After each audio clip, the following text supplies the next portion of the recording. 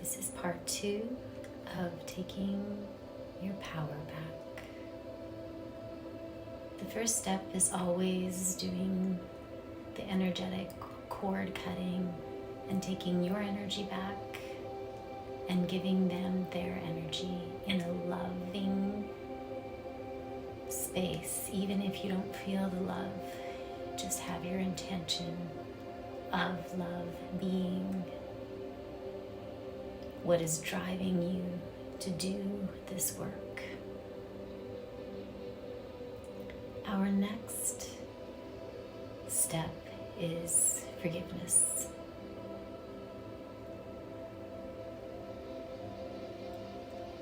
So when finding yourself in a comfortable seated or lying down position, begin to take deep breaths in to your belly, soothing, relaxing breaths out.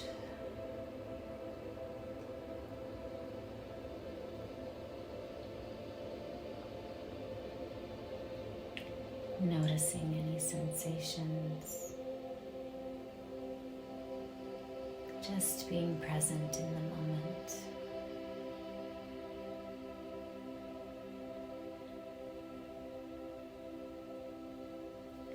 Take your eyes and look up above you, feeling that bright white light, the ball of light coming down your head, and just visualize it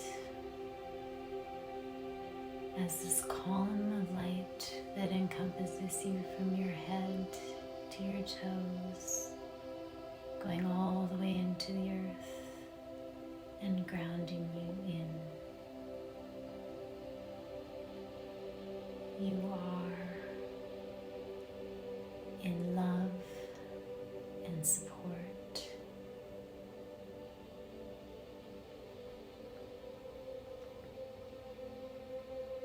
Continuing to take these deep breaths in and soothing, relaxing breaths out.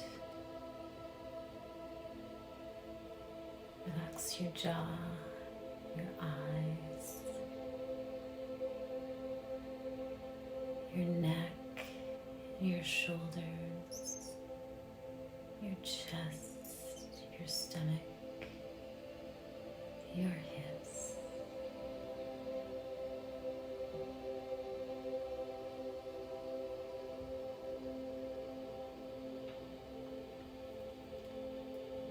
Now notice the person in front of you as if they were 3 years old. Tell them how they've hurt you in a way that you would do it for a 3-year-old, explaining what they did in a way that you would want them to learn and grow from it.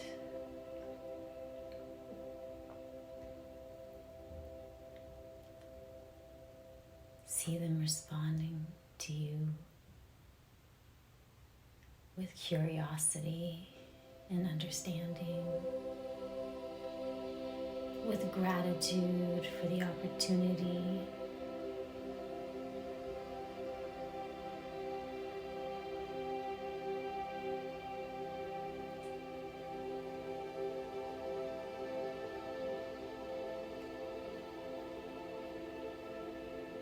Now see them at the age that they are, and just voice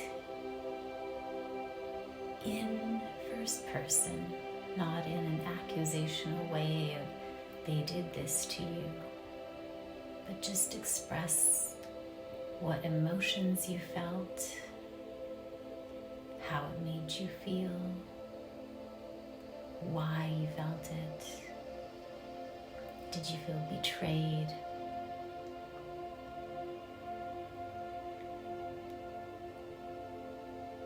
Did you feel abandoned? Did you feel disrespected? What is it? What triggered inside your body was it that you felt?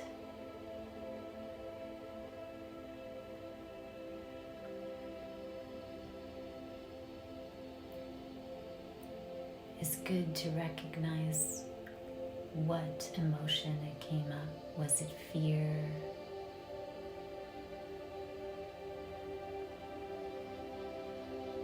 Fear of being left out? Fear of loss? Fear of being judged?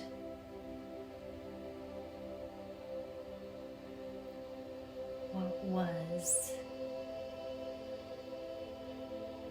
the triggers that were bringing you there?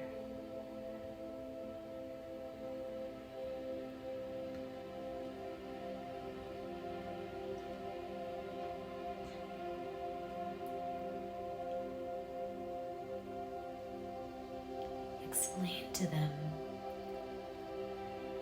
how you felt with what had happened and why it was so hurtful.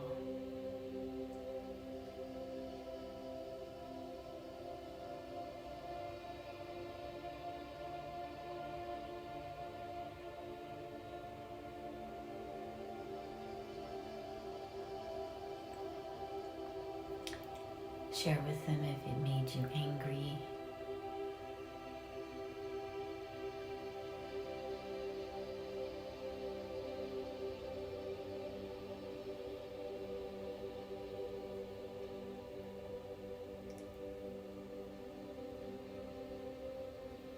All that you feel, make sure you don't hold anything back.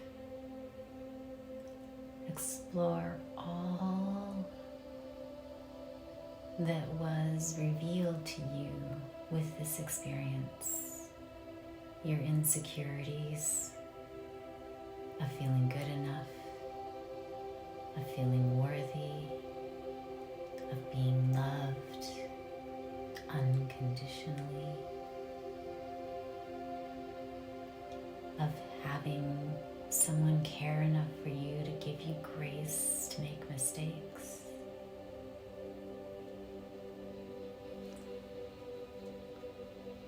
Explore all that happened in your body and what was brought up.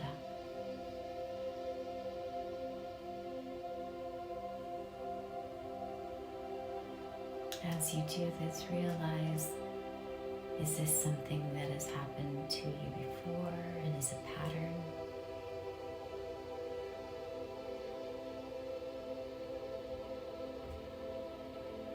Just notice.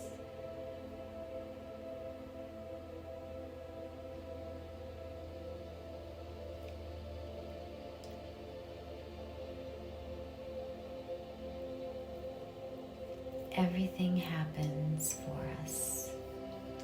And even if in the moment we can't see that,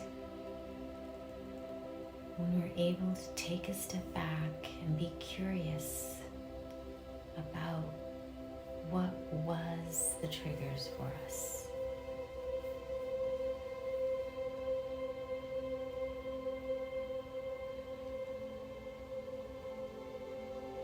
What fears were brought up.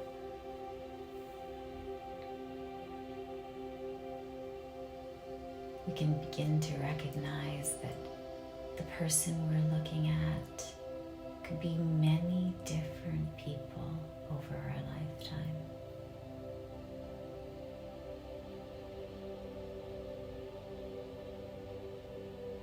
And that this time we're going to take notice of it. And this time we're going to make the changes inside of us. Whether it's to become more worthy and recognize our worthiness, to become more self-serve sourced in our feelings of belonging or admiration? Were we looking at them to feel something that we were not feeling ourselves?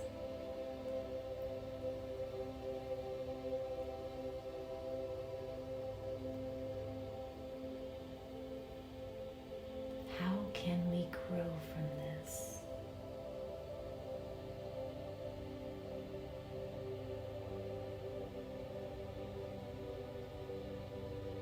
Take one thing,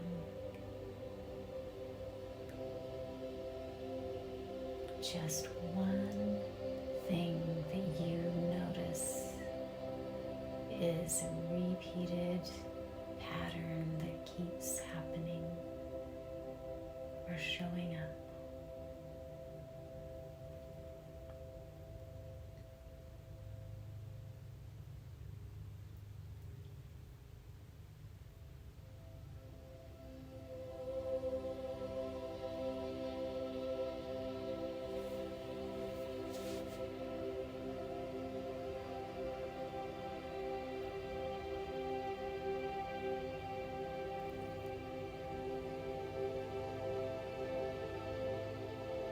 Now see them as a very old person on their deathbed, knowing all that you know now, that events and situations and circumstances are always happening for us to grow and to gain wisdom from, and that this person is going to die, that they are not their actions, but that what we hold inside of us brings out situations and dynamics to play out for us. Tell them how they made you feel. Often the reason why we're so angry with someone and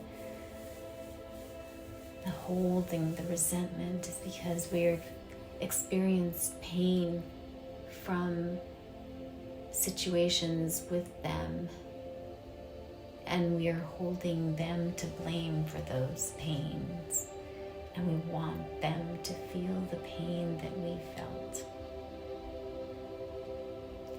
But notice as this person is lying there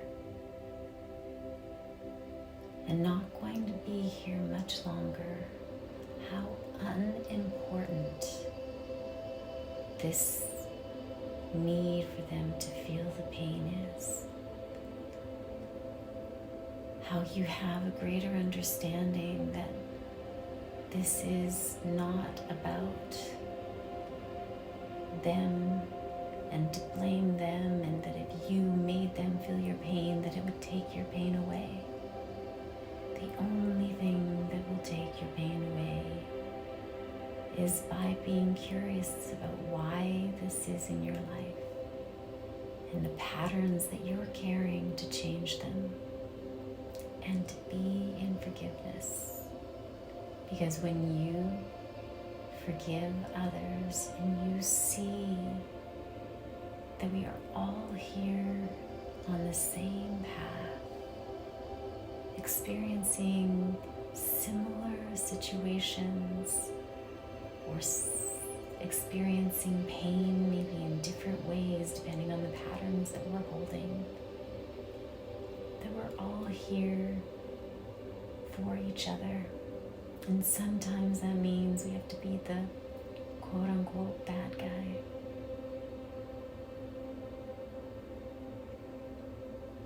Just as you sometimes are that person, knowingly or unknowingly. So when we forgive others, we're forgiving ourselves, and that is freedom.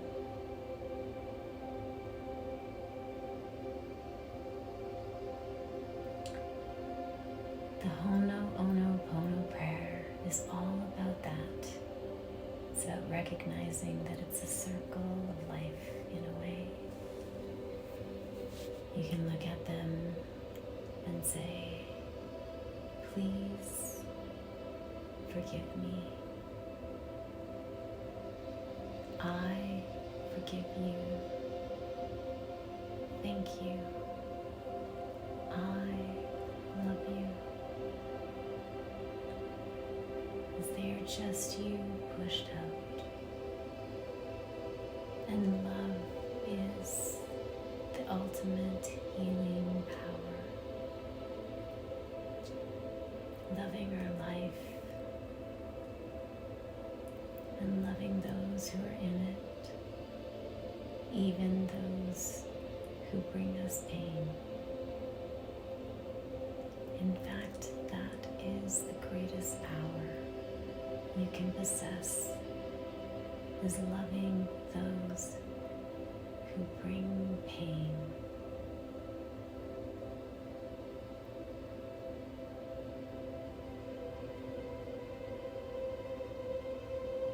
I'm sorry. Please forgive me. Thank you. I love you.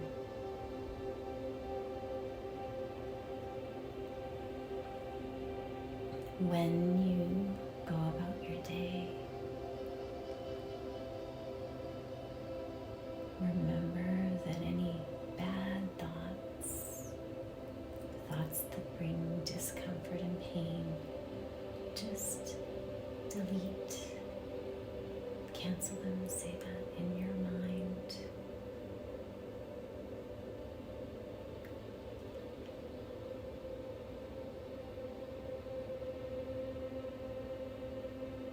Say the Pono prayer with them in your mind, changing the pattern.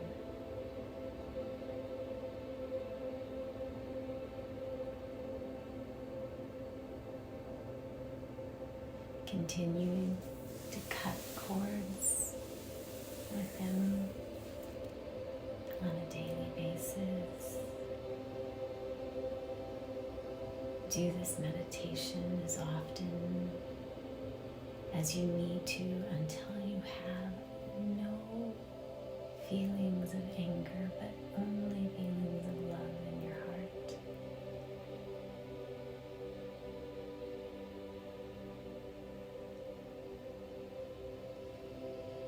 Continuing to say the Pono prayer until you're ready to open your eyes.